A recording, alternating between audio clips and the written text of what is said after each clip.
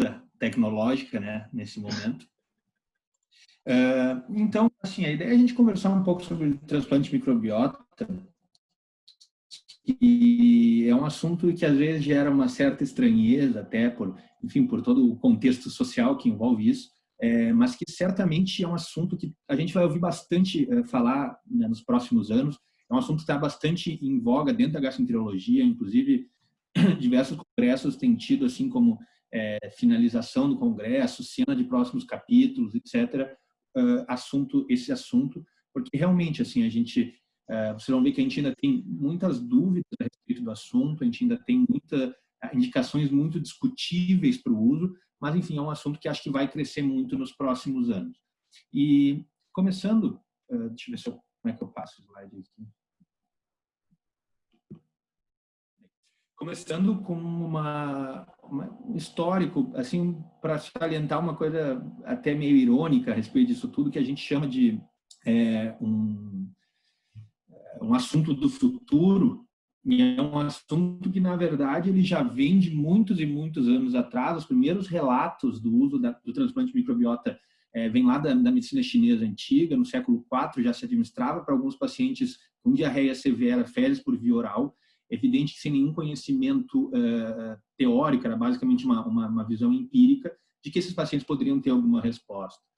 Passado algum tempo, em 1600, esse cientista holandês, que foi um cientista que estudou muito microscópios e etc., ele evoluiu bastante o microscópio, inclusive, foi a primeira pessoa a colocar que dentro das fezes existiam micro-organismos, existiam criaturas vivas, smallest creatures ali, como ele colocou na época, quer dizer, não era um componente só de resíduo, mas tinha componentes vivos. Já mais recentemente, começou também a se falar sobre uma possível influência da microbiota na saúde humana. O Metchnikoff, que avaliou assim, alguns fazendeiros búlgaros, até que ele achava interessante o fato de que, apesar de uma qualidade de vida muito ruim, eles tinham uma sobrevida interessante, então ele achava que teria a ver um excessivo uso de alguns componentes fermentados que fazia parte da dieta deles. Então, vocês veem que foi uma progressão ao longo dos anos, sem muito detalhamento, evidente, porque não existia a estrutura para fazer um estudo mais aprofundado, mas já se vendo que existia essa presença desses micro-organismos, e inclusive que eles influenciavam na saúde humana. A título de curiosidade, na Segunda Guerra Mundial, os exércitos que atingiam o norte da África, especialmente os soldados alemães, tinham uma baixa muito grande, assim, por diarreia, por gastroenterite, por disenteria, e eles começaram a copiar o comportamento de povos antigos daquela região, também utilizando fezes de camelo, no caso, para tratamento de diarreia. Passado tudo isso, bem mais recente, pós-guerra, tem em 1958 o primeiro relato de transplante de microbiota no que se chamava na época de enterocolite pseudomembranosa, tá? Que é o que hoje a gente chama da infecção por Clostridium difficile. Vocês veem que já tem aí quase 60 anos, mais de 60 anos desses relatos.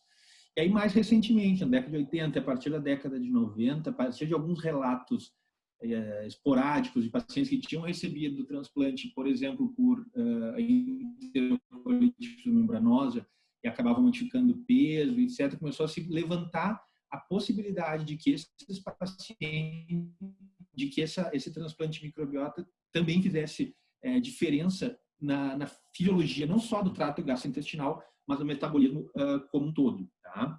Então, assim, o que a gente sabe hoje a esse respeito? A composição da microbiota ela é influenciada por diversos fatores genéticos, alimentares, exposições no dia a dia, uso de antibióticos, rotinas de atividade física. Isso não só na vida adulta, mas também na vida de criança e provavelmente, inclusive, na vida pré-natal. Quer dizer, o comportamento da mãe, o uso de antibióticos, etc., pela mãe durante a gestação, talvez influencie muito na formação da microbiota, mesmo na nossa vida adulta. E interessante, assim, que se a gente for avaliar a nossa semelhança genômica, de todos nós aqui, 14, 15 pessoas que estamos aqui hoje, a nossa semelhança de genoma é muito muito maior do que a nossa semelhança de microbiota intestinal. Tem um termo dizendo que talvez a microbiota intestinal seja muito melhor do que se usar impressão digital para identificação de pessoas, porque é uma questão que realmente, por todos esses componentes que levam à formação da microbiota, cada um é muito individualizada, a flora intestinal de cada pessoa. E como a gente viu ao longo dos anos, foi se chegando em identificando algumas importâncias dessa microbiota, e nós temos aqui hoje já bem claro que o tipo de microbiota que a gente tem influencia na digestão de alimentos, no metabolismo, na resposta inflamatória, não só do trato gastrointestinal, mas de todo o nosso organismo, influencia em respostas hormonais também. Então, que não são simplesmente componentes passivos do nosso intestino, e sim que eles fazem parte ativamente do funcionamento do nosso metabolismo, quando existe uma simbiose, e é evidente que quando houver desbiose dessa flora adequada da microbiota, possa também participar ou até ser causadora de doenças, de patologias. Só lembrando uma coisa também importante, quando a gente fala em transplante, a gente não está falando só de bactérias, a gente está falando de células colônicas, de fungos, de vírus, de metabólitos desse processo todo. Então, quando a gente fala o transplante de microbiota, na verdade, a gente está infundindo tudo isso num pacote só. Tá? Feita essa introdução, pessoal, a gente agora vai falar mais especificamente sobre o transplante em si. Tá? São esses 4 aspectos que nós vamos abordar aqui nessa conversa. O primeiro deles é como escolher um doador. Segundo é como aplicar depois possíveis indicações e possíveis complicações do uso do transplante de microbiota. Então, primeira questão, avaliação inicial, o doador. Tá? Hoje, o que a gente tem, nosso principal objetivo ao escolher um doador é reduzir a possibilidade do risco de transmissão de doenças desse doador para a pessoa que está recebendo o transplante,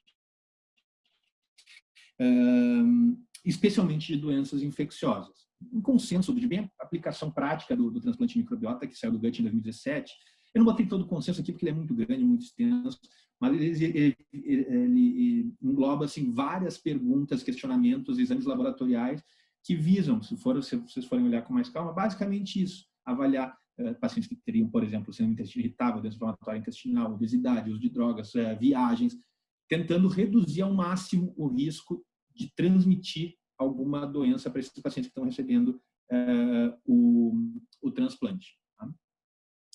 Parece muito bom, muito óbvio, bom, vamos tentar reduzir, claro, ao máximo as complicações relacionadas com o doador, mas qual foi o problema que se criou? A gente utilizando esse critério de inclusão estrito, quer dizer, pegando todos os itens reais ali e colocando na aplicação para um questionário de um doador, nós vamos ter só 3 a 30% mais ou menos dos doadores sendo aceitáveis. Ou seja, a cada 100 pessoas que a gente pegar, a gente vai ter que excluir 70 a quase 97, mais ou menos, ali pela estatística. O que torna praticamente inviável que a gente aplique totalmente esse critério na nossa prática clínica, porque a gente vai ter uma limitação muito grande de doadores.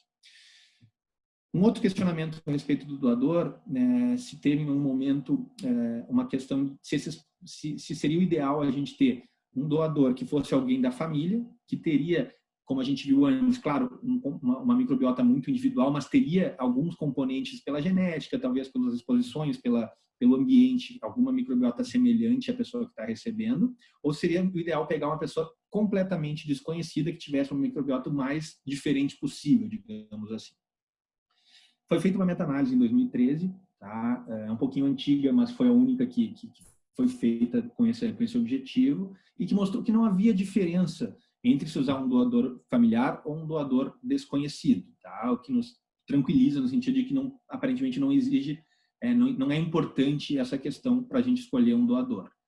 E uma outra questão que também existe a respeito do doador é o uso de banco para estoque. Tá? Funcionaria mais ou menos semelhante ao estoque de banco de sangue, quer dizer, existiriam doadores que forneceriam uma quantidade maior de material e que esse material seria armazenado e utilizado quando fosse necessário. Então, se a gente tem uma necessidade de usar, ao invés de ter que sair correndo atrás de encontrar um doador, fazer os testes, coletar, esse material já estaria pronto. Tá? Ele, obviamente, facilita a logística. até os custos são bem aceitáveis, porque apesar de exigir um custo de manutenção, de manipulação, de temperatura, etc., esse custo mais ou menos se equilibra com a economia que a gente já teria sido testados, e elas forneceriam uma quantidade maior de material. Então, esse custo se equilibra.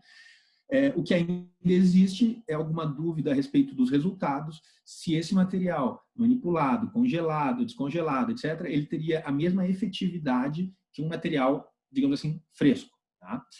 Aqui no Brasil, eu desconheço qualquer banco de estoque de material para transplante de microbiota, mas nos Estados Unidos existem já alguns. Tá? Então, é uma coisa que a gente vai ver aí que parece realmente que pode ser utilizada. Tá?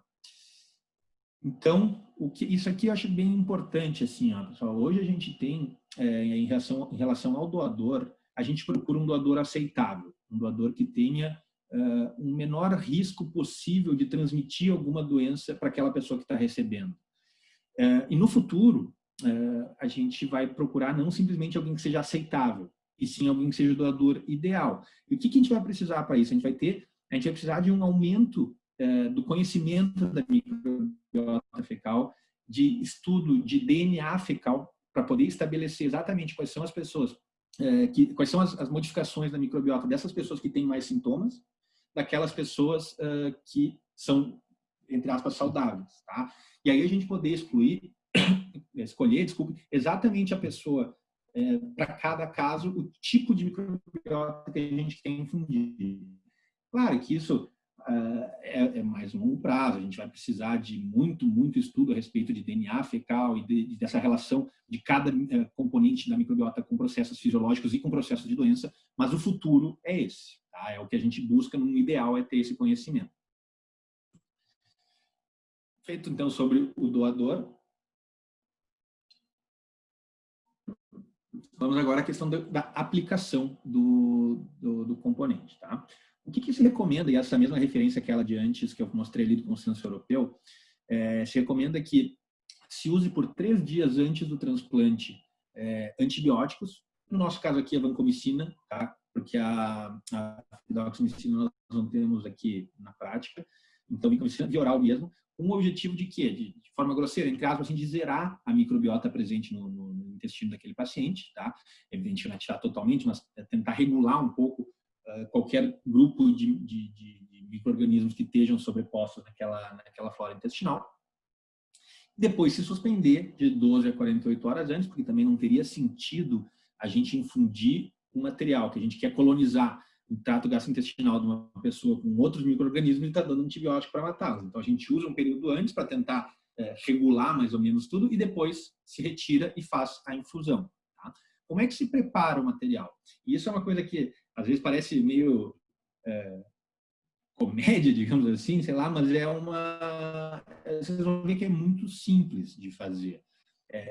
Se pega em torno de 30 gramas, pelo menos, de fezes, se dilui e liquidifica. Tá? Bota no liquidificador igual esse de cozinha mesmo, bota ali, liquidifica até ficar uma consistência mais ou menos pastosa, digamos assim, e se coa. Pode coar num próprio filtro de café, qualquer coisa dessas. É estranho, as pessoas acham meio maluquice, é desagradável de fazer, tá? Realmente não é uma coisa muito, uma lembrança muito boa de ter que se fazer esse processo. É um processo super simples, super barato, né? De que a gente basicamente faz isso. Pega, dilui, liquidifica e coa. Tá? A gente vai ficar, então, como tem ali, com uma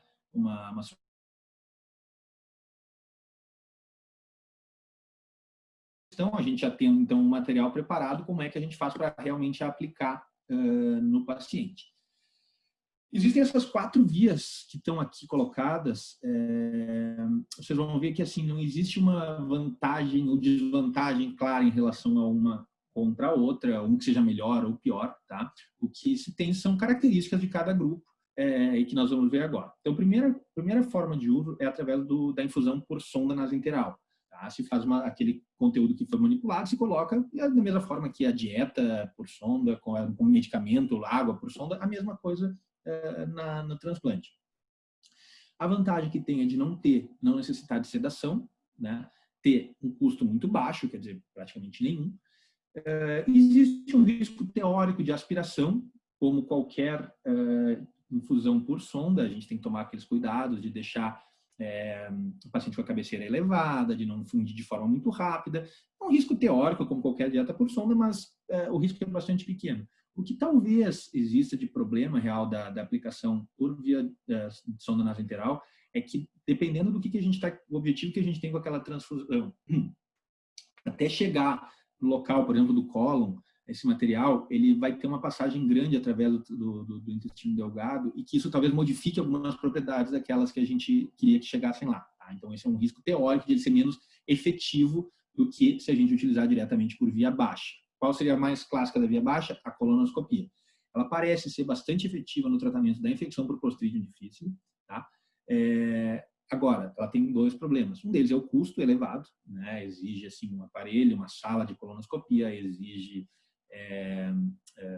sedação, exige todo um componente de um exame invasivo e tem também os riscos relacionados com o procedimento invasivo, de colocação de aparelho, de precisar de algum tipo de preparo intestinal, tá? Porque mesmo que a gente não precise estar com um cólon tão limpo quanto, por exemplo, para fazer um exame de rastreamento de câncer coloretal, por exemplo, precisa ter mais ou menos limpo para poder se colocar o aparelho com segurança, se insufla com ar, então também corre o risco do intestino que já está doente, de talvez ter uma perfuração, ou de talvez ter translocação de bactérias através dessa parede intestinal que está doente. Então, é um risco maior do procedimento em si. Tá? Uma outra forma de se colocar a transfusão por via baixa seria através do enema, que também tem vantagem de não precisar de sedação, de ter um baixo custo, mas esse sim parece ser menos efetivo. Tá? Provavelmente porque um enema bem feito ele exige muitos cuidados, tanto por parte da enfermagem, de manter o paciente numa posição adequada, de movimentar o paciente para que esse líquido que foi infundido ele progrida mais proximalmente dentro do cólon, idealmente até a flexura esplênica. E isso exige, então, muitos cuidados da enfermagem, etc., que na prática a gente não vê. Muitas vezes o paciente não tolera também, faz o enema, aquilo acaba estimulando a evacuação, o paciente evacua aquele material, então acaba não fazendo o efeito desejado. A outra forma seria através de uma cápsula, que também não exige sedação, também não tem um componente emocional associado, então os pacientes aceitam com mais tranquilidade o fato de tomar uma cápsulazinha que ali dentro foi colocado um material manipulado anteriormente. Como pela via oral, um risco mais teórico de aspiração, muito pequeno, e o custo, que está tanto nas vantagens quanto nas desvantagens, não é por erro do slide, não é por erro meu, é porque assim, tem a vantagem em relação a custo de não exigir nenhum exame invasivo para colocação, então comparado com a colonoscopia, por exemplo, ele não tem todo aquele envolvimento de pessoal e de aparelhagem. Por outro lado, a cápsula ela tem que ter alguma tecnologia suficiente para que essa cápsula não se abra na primeira passagem do estômago e aí acabando pela acidez do estômago liberando ali o material e que não vai daí chegar adequadamente mais lá distalmente no intestino, que é o que a gente quer que faça. Então, ela não é simplesmente uma cápsula qualquer, ela precisa ser uma cápsula que tem um mínimo de tecnologia para sobreviver, digamos assim, essa passagem gástrica. Então, vocês veem que assim, a gente tem essas quatro possibilidades, não existe uma melhor ou pior do que a outra, tá? São só indicações que a gente tem que avaliar em cada caso, individualizar, ver para o nosso paciente naquele momento qual é a melhor forma da gente infundir o material que a gente preparou. Tá? Então, a gente viu como escolher o doador, como preparar e infundir o componente, e o próximo passo é a gente ver as indicações para transplante. Essa frase, ela é uma frase que parece um pouco confusa, mas é de propósito. A ideia é chamar a atenção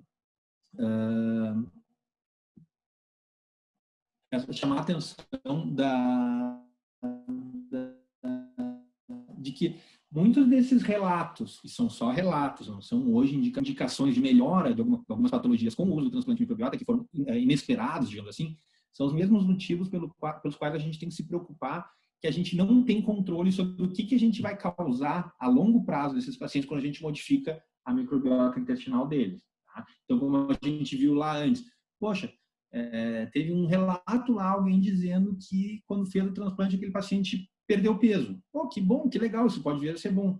Mas será que a gente não pode também daqui a pouco em outro, então, causar aumento de peso, por exemplo? Então, isso é um cuidado que a gente tem que ter não, nesse momento, não se, como eu vou dizer, não se emocionar muito com esses relatos anedóticos, alguns deles que a gente tem de transplante. Tá? Vou fazer uma revisão rápida, começando pelo mais embasado deles todos. Tá? Acredito que você saiba, mas não custa assim rapidinho lembrar, a infecção por Clostridium difficile, que é a antiga colite pseudomembranosa, o que acontece? Quando se usa um antibiótico por outro motivo, por uma amidalite, uma pneumonia, uma infecção urinária, o que esse antibiótico é utilizado e ele atinge a circulação sistêmica para matar essas bactérias patogênicas, digamos assim, que estão causando um quadro infeccioso, o que elas circulam e chegam no intestino, elas também podem causar uma disbiose, uma alteração importante da microbiota intestinal. E nesses casos, uma bactéria que resiste bastante a isso e consegue aumentar a sua população é o Clostridium difficile, que é uma bactéria que produz uma toxina que causa bastante diarreia. Então, é uma situação que não é rara em pacientes internados, pacientes com muita comorbidade, muito tempo de hospital, antibióticos, etc. A gente vê diarreia em pacientes que estão com infecção por Clostridium difficile. O tratamento padrão disso é com antibióticos, tá? Geralmente, aí, outra discussão não cabe aqui, mas ou metronidazol ou vancomicina, tá?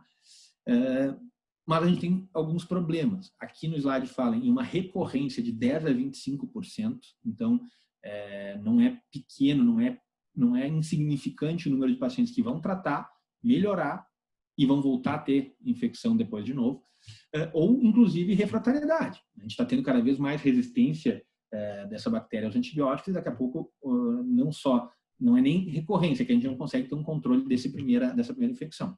E ali eu citei para vocês 2 ensaios clínicos randomizados, trabalhos aparentemente bem feitos, em pacientes que estavam tendo recorrência da infecção por Clostridium, que foram manejados com transplante, dessa forma, como nós vimos antes aqui, e tiveram, depois de 10 semanas, mais de 90% deles estavam assintomáticos. Então, esses 2013, 2015 foram bastante falados, foi quando deu de novo um boom, digamos assim, para se começar a prestar atenção de novo na microbiota e a forma como nós podemos influenciar ela no tratamento de doenças, tanto que levou, em 2018, a Sociedade Americana de Doenças Infecciosas a colocar o transplante de microbiota como o manejo indicado nesses pacientes depois da terceira recorrência. Ele teve a primeira, tratou, recorreu, bom, tá, não vai dar com antibiótico, vamos tentar utilizar. Então, isso é uma recomendação de uma sociedade muito significativa e vocês vão ver que, na verdade, é a única indicação aceita de forma mais embasada na literatura, digamos assim, que a gente tem hoje na prática para transplante de microbiota. Tá? E depois, no ano passado, saiu uma meta-análise bem interessante, também somente com ensaios clínicos randomizados, e que aqueles pacientes que tinham utilizado o transplante tinham bem menos diarreia em relação ao grupo controle que estava sendo tratado com os tratamentos padrão que a gente comentou antes, tá? Com uma significância estatística e uma significância clínica também bem considerável.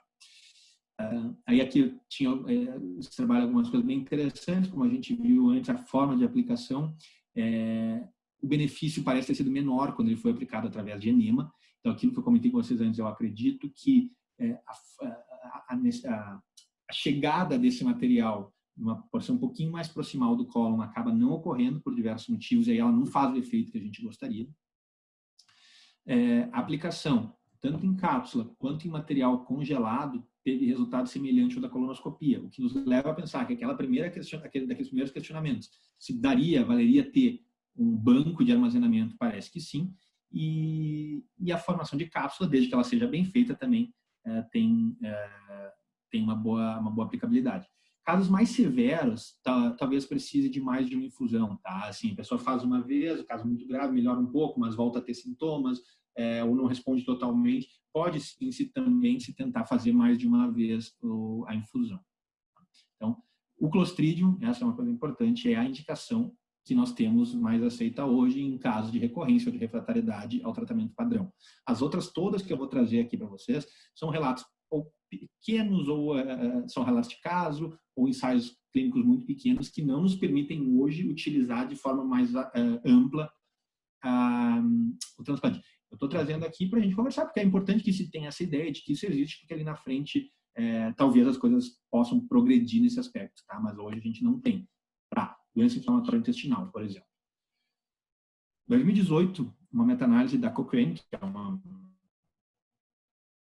um grupo que faz meta-análises geralmente muito bem feitas, que pegou 4 estudos randomizados, tá, que incluíam 270 pacientes que tinham retocolite em atividade. Eles não tinham pacientes incluídos nesse trabalho com doença de Crohn, tá? Eram só pacientes com retocolite. E se viu que naqueles pacientes que estavam com doença em atividade, tratados ou com o tratamento padrão ou com o transplante de microbiota, aqueles que receberam o transplante tinham o dobro de chance de entrar em remissão clínica, e depois de 2 meses também tinham mais ou menos o dobro de pacientes que se mantinham em remissão em relação àqueles do tratamento padrão. Tá? Então, os eventos adversos semelhantes. Então, por esses dados aqui, parece realmente se ter uma ideia de que possa existir um benefício. A doença inflamatória intestinal é uma doença multifatorial, que tem algum componente genético, algum componente de gatilho ambiental, e que também está se vendo bastante influência da microbiota intestinal nesses pacientes. Então, a gente manipulando a microbiota, a gente pode também mudar a progressão da doença. Mas, nesse caso aqui, como eu comentei para vocês antes, primeiro assim, os estudos eram bastante heterogêneos, tá? Então, a gente não era relativamente pequeno, são 200 e poucos pacientes, não nos permitem tirar uma conclusão firme sobre o uso do transplante na retocolite. Mais do que isso, nesse trabalho que eu trouxe para vocês aqui, não estavam incluídos pacientes com doença de Crohn, tá? E também não tinha avaliação a longo prazo. O máximo que ele chegava ali era de 8 semanas. A gente não tem dados a longo prazo do que isso poderia causar. Tá? Então, não é uma indicação ainda que a gente possa ter com muito embasamento o uso na doença inflamatória intestinal. A síndrome do intestino irritável, que também hoje existem diversas outras situações, mas que está se vendo que realmente essas doenças funcionais podem ter muita relação com a simbiose ou com a disbiose da microbiota intestinal. E aí, também ano passado, foi feito um ensaio clínico bem pequeno, quer dizer, só 16 pacientes, que fizeram um transplante de microbiota colocado via colonoscopia, e assim, ou transplante autólogo, ou seja, da própria pessoa foi retirado o material e infundido, ou de um doador saudável. E se avaliou os scores, como desfecho, os sintomas, os scores pré-definidos para sintomas de síndrome do intestino irritável. Os 2 grupos tiveram melhora em relação ao baseline, e nenhum dos 2 grupos entre si teve vantagens ou desvantagens. O que nos leva a pensar assim, será que esses pacientes melhoraram porque tiveram a manipulação dessa microbiota autóloga dele mesmo, que foi retirado, preparado e recolocado, ela se modificou de alguma forma? Ou será que o preparo para a colonoscopia, quem sabe, possa ter modificado alguma coisa? Ou então se realmente foi só efeito placebo, ou o fato de ter um N muito pequeno que não permite um refinamento maior da avaliação estatística. Então, é uma coisa que acho que a síndrome do intestino irritável, provavelmente a gente vai em algum momento ter alguma influência de microbiota para controle, mas hoje a gente está muito longe do uso de qualquer coisa. Passando rapidamente essas outras indicações, a hepatite alcoólica, tá? Se tem uma ideia de que o álcool por si só é responsável por causar bastante modificações em habilidade da parede colônica. Então, talvez permitindo que essas bactérias do cólon cheguem em maior quantidade na circulação sistêmica através do sistema porta, e por isso vocês vão ver que fala de hepatite alcoólica, de doença hepática gordurosa não alcoólica e de encefalopatia porta-sistêmica. Mas esse trabalho especificamente foram 38 pacientes que tinham hepatite alcoólica grave, tá? Pelos scores de Madre especificamente, e que tinham alguma contraindicação de corticoides, principalmente por alguma coisa infecciosa ou por hemorragia de trato gastrointestinal que não se usou corticoide. E nesses pacientes, durante 7 dias, se fez diariamente transplante infundido via sonda nasoenteral. Vocês veem que no trabalho anterior, que falava da síndrome do intestino irritável, a aplicação foi através de colonoscopia. Nesses pacientes, que são pacientes mais graves, que estão com quadro de hepatite alcoólica grave, já se usou via sonda. Então, assim, provavelmente a escolha da via de infusão é muito mais relacionada com o quadro clínico do que por ser superioridade específica de alguma forma. Tá? Depois de 7 dias, então, esses pacientes tinham melhor do Child e do MELD, e depois de um ano, quando comparados com controle histórico, isso é importante, não era um estudo randomizado nem nada, comparado com controles históricos, eles tinham a melhor sobrevida. Tá? Muito melhor, inclusive, levando até a gente a questionar se realmente isso deve ser por aí. Então, assim, é um estudo muito pequeno, não tinha randomização, não tinha grupo controle, eles compararam com controles históricos, Claro que depois de 7 dias eles tinham melhora do chá e do mel, mas será que essa melhora foi causada pela infusão da microbiota ou foi simplesmente porque o paciente estava internado em tratamento de suporte e não bebendo mais? Então, eu trabalho com muito questionamento em cima dele, mas, enfim, o autor sugere a influência da desbiose e que a gente possa também, dessa forma, intervir. Encefalopatia policistêmica, então, também esse aqui é um estudo esse randomizado, um homem que tinha encefalopatia recorrente, um N bastante pequeno também, e que eles foram submetidos ao cuidado padrão, que nesse trabalho era lactose mais rifaximina, ou o cuidado padrão mais o transplante de microbiota. E nesse trabalho, uma coisa que eu quero salientar para vocês é que, primeiro, ele foi feito com enema, tá? Do doador, então, que é uma terceira via que também foi utilizada, mas o que eu quero salientar é que eles usaram o que eles chamam, os autores chamam de a microbiota ideal, que seria um transplante com pessoas com um número considerável de bacteroidetes e firmicutes na sua flora intestinal, que teoricamente poderiam ser grupos que estariam diminuídos nesses pacientes com encefalopatia. Tá? Então, vocês veem que, assim, dentro daquele conhecimento totalmente empírico lá de antigamente, de que se fazia transfusão porque parecia melhorar, hoje a gente já está tentando, não conseguimos ainda, vocês vão ver, mas estamos tentando refinar a ponto de dizer assim, olha, qual é o transplante ideal para cada situação. Tá? Os pacientes que receberam o grupo do transplante, então, tiveram menos episódios de encefalopatia em 5 meses, tiveram melhora dos scores cognitivos quando comparados com o baseline e tiveram menos efeitos adversos. Mas, e por isso que eu salientei para vocês, que é uma pretensão que a gente chegue em algum momento a conhecer realmente o que a gente está infundindo e qual é o benefício de cada grupo de micro-organismos que a gente está infundindo, que é essa microbiota ideal que eles colocaram não se refletiu nos pacientes que melhoraram. O que eu quero dizer? Pegaram, então, olha, diminuiu o número de encefalopatia. Poxa, que bom. Será que esses pacientes que não tiveram mais encefalopatia tinham aumentado realmente o número de bacteroidetes e firmicutes? Não, infelizmente não. Isso teria sido um achado muito legal desse trabalho se tivesse acontecido, mas infelizmente não foi. Tá? Mas eu quero mostrar assim, como está, desde muito antigamente para agora, se refinando o que a gente está tentando fazer quando a gente infunde microbiota. Além disso, esse aqui também é um trabalho com N muito pequeno.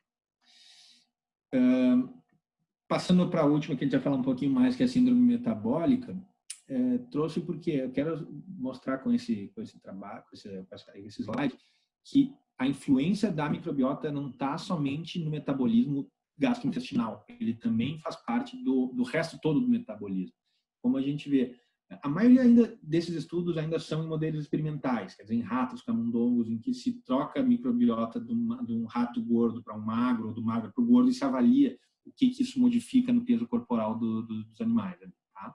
Em humanos a gente tem pouca coisa, mas vê que já 8 anos atrás já começou a ter uma descrição, através de DNA fecal, de mudança da microbiota em pacientes obesos, tá? Então sugerindo que talvez possa haver uma relação de algum grupo específico de bactérias, de micro-organismos com a obesidade. E aí um trabalho bastante pequeno, mas enfim, 18 pacientes em 2012 receberam ou infusão autóloga ou de doadores magros, tá? Pacientes que tinham síndrome metabólica, e depois de 6 semanas se verificou uma melhora da resistência insulínica nesse grupo de pacientes que recebeu o transplante de doadores magros. Então, quem sabe a gente possa também ter tratamentos de questões sistêmicas, inflamatórias, muitas vezes, com manipulação da microbiota intestinal. Aqui, para não ficar muito prolongado, já estamos aí com uns 30 e poucos minutos, começa a ficar meio cansativo, né? Alguns outros relatos rápidos, assim. 2018, talvez, se colocando talvez a influência da microbiota na doença hepática gordurosa não alcoólica, é um questionamento muito prático do dia a dia, assim, poxa, por que tem pacientes que têm esteatose e permanecem com aquela esteatose o resto da vida, e tem outros pacientes que têm esteatohepatite, desenvolvem um processo inflamatório no fígado?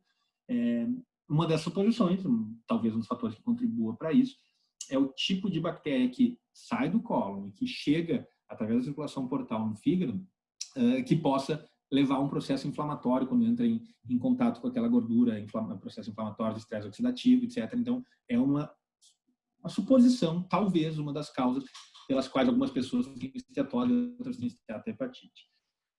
Também não vou entrar muito a fundo, mas para não prolongar demais, mas colonização por germes multiresistentes, que é uma situação muito comum da prática diária hospitalar, né? Acho que todo mundo vê ali, chega às vezes o paciente de emergência, mas ele está colonizado por acineto, ele é KPC, puta, tem que botar num quarto sozinho, achar um leito de isolamento, vai fazer o exame, tem que separar ele e tal. São coisas bem práticas do dia a dia e talvez nesses pacientes também tem algum relato que a gente, modificando a microbiota, a gente possa tentar evitar a manutenção desses germes resistentes. Claramente, a gente está perdendo a guerra, aqui só um parênteses rapidinho, está perdendo a guerra para as bactérias quando se usa antibióticos. A gente está cada vez precisando de antibióticos mais e mais potentes, mais elaborados, e a gente está sempre correndo atrás da máquina. Então, talvez a gente pensar numa outra forma, não mais o uso de antibiótico, mas talvez de regular melhor as bactérias presentes no organismo dessas pessoas possa levar a um melhor controle. Tá? E aí, doenças neurológicas e psiquiátricas, esses sim são relatos bem esporádicos, bem anedóticos, tá? Aqueles dois ali de 2011, 2015, um deles é de autismo e outro é esclerose múltipla, e relatos de médicos que acompanhavam seus pacientes, que fizeram o transplante por outro motivo e eles identificaram uma melhora. Evidente, eu quero deixar isso bem claro, isso não quer dizer que seja um tratamento para isso, mas como existem coisas assim que estão sendo lançadas, que são difíceis de se avaliar, mas que com o tempo a gente vai poder ter um pouco mais de conhecimento e talvez descobrir influência da microbiota nessas outras doenças e levar a gente a poder também querer modificar a microbiota para modificar o comportamento dessas doenças. Passadas as indicações, então, para a gente encerrar aqui, os efeitos adversos. Tá? Como eu já fui falando ao longo da apresentação, são 3 questões que a gente tem que se preocupar quando a gente fala em efeitos adversos nesses casos. Um deles é relacionado com o doador, tá? Que aí, por isso, todo aquele cuidado do questionário que eu falei para vocês lá no início, que acho que a gente está passando do ponto, a gente está excluindo quase todo mundo, mas, enfim, é um cuidado para evitar que a gente passe doenças para essas pessoas, tá? Relacionado com com a forma de infusão, também, como eu coloquei para vocês, muito mais relacionados com o procedimento em si, da colonoscopia ou do uso da sonda, do que com a infusão, tá? E aí sim da microbiota infundida, que é isso que eu quis tocar para vocês, de que a gente não tem ainda segurança de saber o que a gente pode causar de bom ou de mal para uma pessoa a longo prazo quando a gente modifica a microbiota dela ativamente através do transplante. Os trabalhos a respeito de efeitos adversos são muito fracos, tá? São muito poucos, muito ruins. Esse aqui é o maiorzinho deles, talvez por isso que eu trouxe, mas ele continua sendo um trabalho muito limitado. Tá? Ele é de 2016. Não avaliava o grupo controle. Tá? Então, isso não, do ponto de vista epidemiológico e estatístico, não nos permite atribuir ao transplante os desfechos que a gente está colocando aqui em números. Tá? Isso aqui pode ser simplesmente uma evolução normal da doença que eles tinham, do processo que eles tinham, que levou à indicação. Tá? De qualquer forma, mais ou menos 1/3 dos pacientes teve alguma queixa, tá? Mas a grande maioria delas queixas muito leves. Então, assim, dor, algum desconforto abdominal, flatulência, aumento de evacuação, que faz todo sentido quando a gente está infundindo micro-organismos e substâncias nesse intestino. Eles foram mais frequentes quando a infusão foi por sonda, tá? Quase 2,5 vezes a mais ali, o que também faz sentido dentro daquilo que a gente tinha comentado, que a gente coloca uma porção mais proximal do intestino, então ela entra mais em contato com bactérias do intestino delgado, participam mais do funcionamento do trato gastrointestinal, então dão mais sintomas, mas eles foram mais graves quando infundidos por via baixa. Daí, de novo, não pela infusão em si, mas pelo método. Tá? Então, faz uma colonoscopia, especialmente. Ou até o enema, que é um procedimento que acaba aumentando a pressão dentro do cólon, eles ficaram efeitos um pouco mais graves. Dos graves ali, então, morte, infecção, ativação de doença inflamatória intestinal, mas, de novo, assim, sem um grupo controle. Tá? Então, a gente não tem como saber se a morte foi causada pela transfusão ou pela doença de base do paciente. Tá? Então, é uma coisa, efeitos adversos, a gente ainda está tendo que estudar mais para poder ter esse conhecimento, especialmente voltando aqui no slide anterior, dentro desses 3, no que a microbiota que a gente está infundindo pode causar a longo prazo. O doador, a gente hoje está sendo bem restrito para tentar correr o menor risco, e a forma de infusão, a gente tem conhecimento de quais pacientes dá para fazer uma colonoscopia, ou quais pacientes é melhor não fazer, etc. Mas a microbiota, tem a terceira flechinha ali, eu acho que é a grande questão que a gente vai precisar responder. Tá? Estou me prolongando demais, então só para encerrar, assim,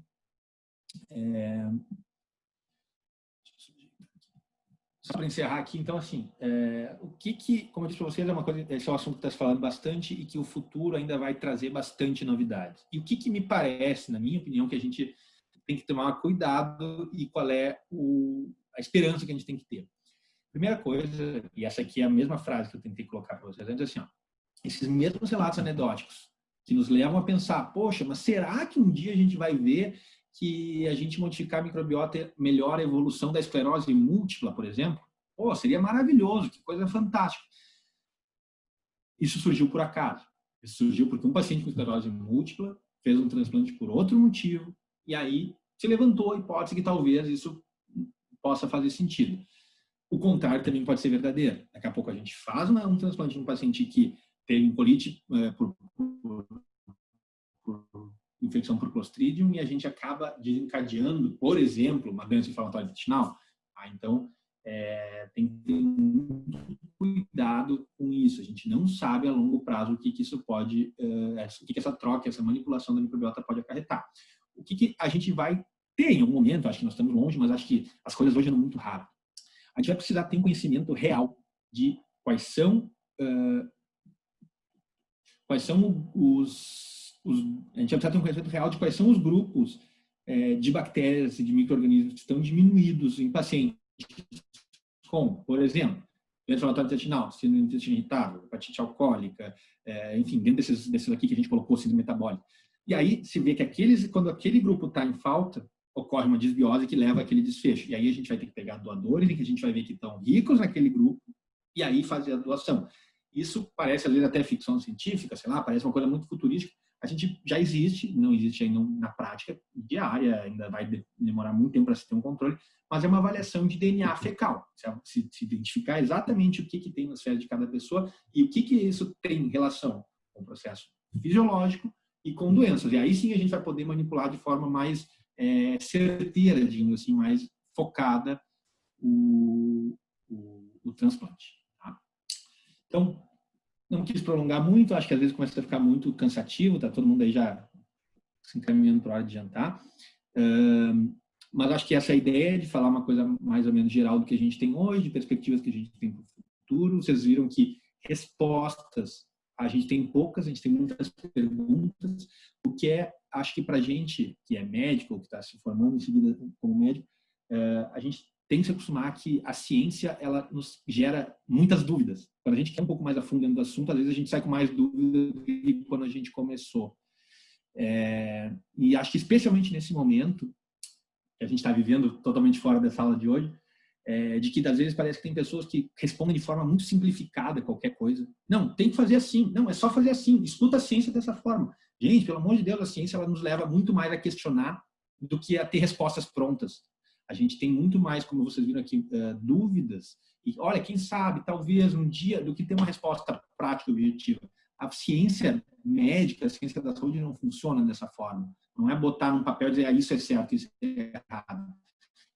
Acho que a gente, como médico e como um grupo, a gente tem que botar isso na cabeça e tentar passar um pouco disso adiante e dizer assim, não adianta tu querer me dizer com certeza absoluta o que a ciência está te dizendo. Tá? Então, feito esse devaneio, enfim, passo aí não sei se para o Vicente ou para quem, que se tiver algum comentário, alguma pergunta, alguma coisa para fazer, que fique à vontade aí.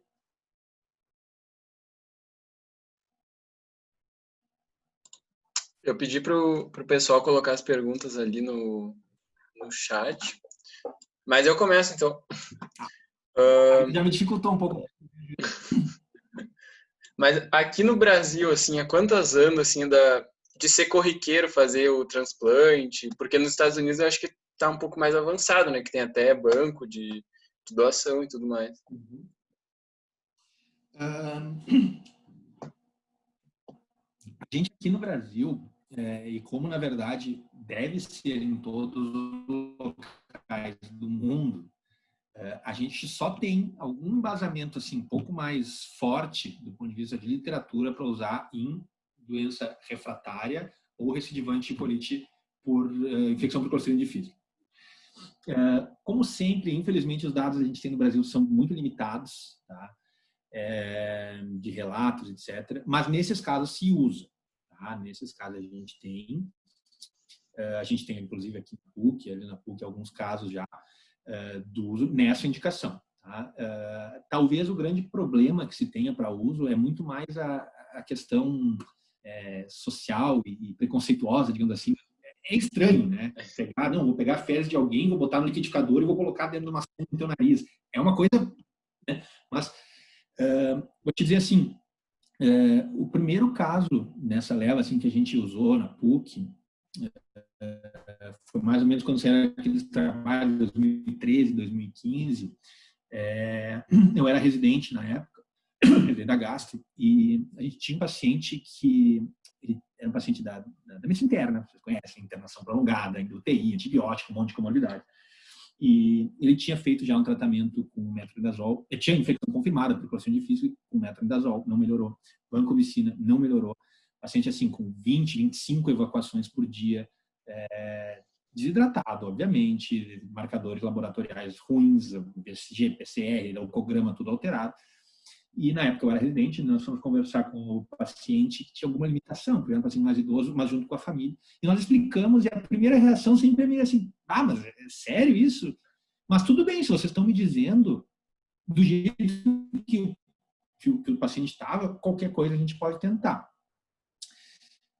E coube a mim, né, como residente na época, de fazer a parte maravilhosa de preparar o material, então de coar, liquidificar, foi uma coisa fantástica. Assim, as pessoas entravam na sala, o que você está fazendo? Você está maluco? E tal. Enfim, a enfermeira da endoscopia chegou lá, me deu uma mijada, que eu não podia fazer aquilo lá, aquelas coisas que acontecem, enfim. Isso foi numa sexta-feira de tarde, tá? Eu infundi por sonda nasointeral, o paciente já estava com sonda, eu infundi ali devagarinho e tal. Foi sexta-feira de tarde. No sábado, ele continuava ruim. Tá? Domingo eu fui vê-lo, ele já estava melhor. Assim, de 20 evacuações por dia já tinha ido para 10, 12 evacuações, um pouquinho mais da metade. E na segunda-feira nós repetimos laboratórios, ele tinha uma queda importantíssima de VSG, de PCR, uma melhora muito grande do leucograma, praticamente sem mais evacuações. Então, em questão de 3 dias, ele tem uma melhora clínica muito significativa. Acabou tendo alta logo em seguida, nunca mais recidivou, ele já faleceu esse paciente, mas por outros motivos, ele nunca mais recidivou do Clostridium. O que eu quero te dizer com isso? Dizer para vocês talvez o principal empecilho seja o preconceito, tá? O fato de ser uma coisa que me parece maluquice, mas assim, no que tu conversa com uma pessoa que está com 20, 25 evacuações por dia, há 15, 20 dias, ele aceita qualquer coisa. Então o preconceito e a coisa, às vezes, é muito mais nossa do que realmente quando tu conversa com um paciente e diz assim, olha, assim nós podemos fazer isso, porque eles aceitam, porque o desespero do quadro infeccioso, inflamatório, da diarreia, toda a repercussão clínica é muito grande. Mas não sei te dizer dados exatos, mas existe sim uso no Brasil, inclusive na PUC, especialmente para Clostridium recidivante ou refratário. Obrigado. A Nathalie está perguntando se tem algum relato na literatura sobre o uso de transplante em casos de alergia. Eu desconheço, não sei. Faria sentido, né, se a gente for pensar por todo esse racional teórico, a plausibilidade biológica poderia ser, mas confesso que eu não sei, eu nunca vi. Né? Mas, enfim, talvez tenha. Eu não, né, quando eu revisei isso ano passado para uma aula e mais uma revisada agora, não passei por isso. Mas é uma coisa a gente procurar. Acho que realmente faz sentido lógico de se pensar nisso também. E o Gustavo está perguntando se existem estudos em andamento para avaliar os efeitos do transplante fecal a longo prazo. Sim, existem.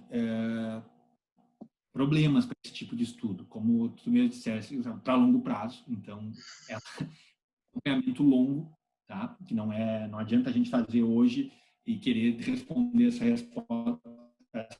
pergunta amanhã ou depois. A gente vai precisar fazer um acompanhamento por um longo prazo. Existem, sim, não aqui no Brasil, existem estudos fora daqui. Um grande problema que a gente tem, e é uma coisa de vida real, não adianta a gente reclamar disso, ou até pode reclamar, mas isso não vai mudar, que é assim, esses estudos de acompanhamento de pessoas, de coleta e avaliação de dados, de coleta de material, etc., são estudos sempre muito caros. E hoje, quem é que vai bancar um estudo desse preço por longo prazo para usar um material que não tem custo, entende? Então, existem algumas coisas a longo prazo, mas não ensaios clínicos randomizados, etc., que são os trabalhos que mais nos respondem essa pergunta. São mais estudos observacionais de acompanhamento a longo prazo. Então, além do tempo, existe um custo muito grande nesses trabalhos que a gente não vai ver nenhuma empresa, não vai ver nenhuma grande empresa investindo numa pesquisa desse porte. Talvez, em algum momento, ao invés de a gente pensar em microbiota, a empresa manipule o material e nos venda uma cápsula, um comprimido de especificamente algum micro-organismo, aí talvez seja feito o trabalho. Infelizmente, é assim que as coisas funcionam. Ninguém vai bancar um trabalho randomizado, adequado, de longo prazo, para uma coisa que é de graça. Mas existem acompanhamentos a longo prazo que também vão ajudar a responder, mas também vão ter essa limitação de que a gente é muito difícil se avaliar se a causa de um possível efeito adverso foi o transplante ou foi qualquer outro. Né? Tu excluir todas as outras variáveis de uma pessoa para poder colocar a culpa, digamos assim, no transplante. Muito complicado do ponto de vista de execução um trabalho desse tipo. Mas existe acompanhamentos a longo prazo que, em algum momento, vão nos dar essas respostas um pouquinho mais embasadas, pelo menos. E o material da PUC, quando tu fez lá em 2013, de onde é que saiu o material do transplante? Familiar. Na época, a gente ainda não tinha muito claro isso, né? Então, a gente conversou com se poderia ser diferente ou não, e a gente falou com o familiar, se pegou dos familiares quem tinha mais segurança em relação àqueles critérios. O paciente doou fezes, ele realmente pegou um potinho, botou fezes ali dentro e se testou, evidente, se testou antes, assim, paciente para hepatite A, fez EPF, fez tudo isso para a gente ter uma segurança de que não estaria infundindo nada disso. E a gente usou material fresco. Ele fez de manhã, ele pegou o potinho de manhã e nós fizemos no início da tarde. Nós não congelamos, nós não manipulamos nada disso. Isso é mais uma dificuldade, né? Não é um remédio que tu prescreve ali, alguém vai lá e tem que ter todo um entorno, conversar, explicar, pegar, testar, coletar, preparar, porque não é prático, né? Sim. Mais alguém? Vamos ver se mais alguém tem alguma dúvida.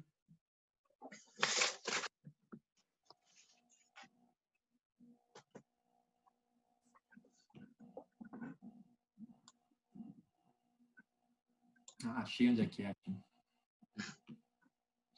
Está terminando. Opa.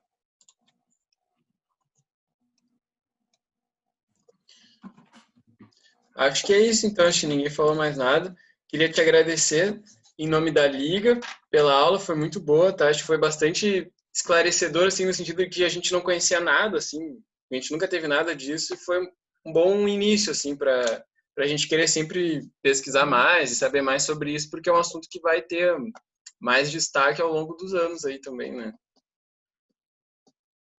Acho que sim, acho que a gente tem que ter um bom senso quando fala em aula, assim, de que não dá para querer passar tudo que existe a respeito, porque vira uma coisa muito maçante, muito demorada e ninguém tem tanta atenção. Então fica, espero que essa interesse, essa coisa daqui a pouco pesquisar, como alguém perguntou, em alergias, etc. Acho que é uma coisa bem interessante. E se vocês tiverem ou quiserem alguma ajuda, alguma coisa, também fico à disposição. Eu estou sempre ali pelo hospital, na endoscopia, no consultório, enfim, tem contato aí com o pessoal, só pegar o contato e fiquem à vontade caso eu possa ajudar em alguma coisa. Tá. Então tá, gente, até semana que vem, então. A aula da semana que vem, creio eu que seja sobre, eu preciso confirmar, mas acho que vai ser sobre doença ulcerosa péptica, refluxo. Hemorragia digestiva. Hemorragia digestiva, isso aí. Tá. Então tá, gente. Até semana que vem. Obrigado, Dr. Leonardo.